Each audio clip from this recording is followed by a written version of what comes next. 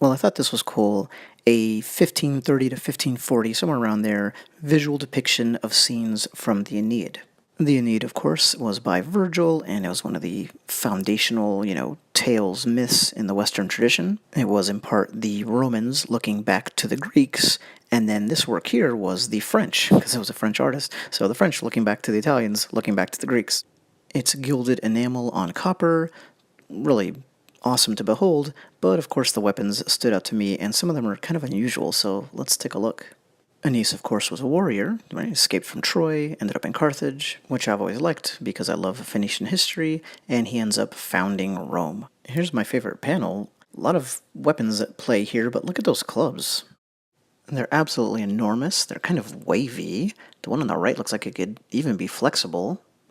Because of my unique specialty as a weapons researcher, I had cause to really get excited when I saw this. Especially because, as detailed in my book, long, flexible bag-like weapons did exist, and specifically in one-on-one confrontations. It wasn't that much later in the Renaissance that people were dueling like this, but with that kind of object on a staff. This scene depicts a boxing encounter from the Aeneid. Obviously, the Aeneid was set far, far before the Renaissance. So you've got some serious artistic license going on here with these objects being wielded. Is the author actually showing a sap-like impact weapon? Because that was the Renaissance equivalent of the loaded boxing gloves, the cesti or cestus, that the characters actually used in the original tale. Could be. Obviously the artist replaces all of the settings, right? The costumes, the weapons, like the ones we're looking at here, with contemporary ones for him, and this was a long-time artistic tradition. But that's far short from proving what he was intending to depict in that previous panel, and they might have just been big wooden clubs.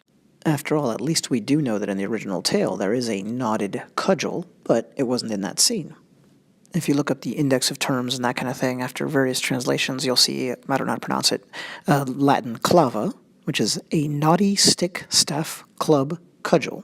But just because such an object appears elsewhere in the tale makes it an odd choice for the artist to use in a boxing match. Especially since Renaissance artists were so obsessed with ancient Rome, they certainly would have known what the boxing gloves looked like, and they're described explicitly by Virgil. That's a long way to go on purely hypothetical grounds, but that's what I've got as someone who has searched for images of sap-like weapons throughout history. I can tell you it is a case of very slim pickings, so I'm going to count this as a strong maybe.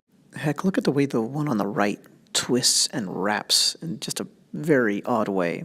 And then again, that could just be artistic license in a different matter than we considered before, which is in how to show a knotted wooden club.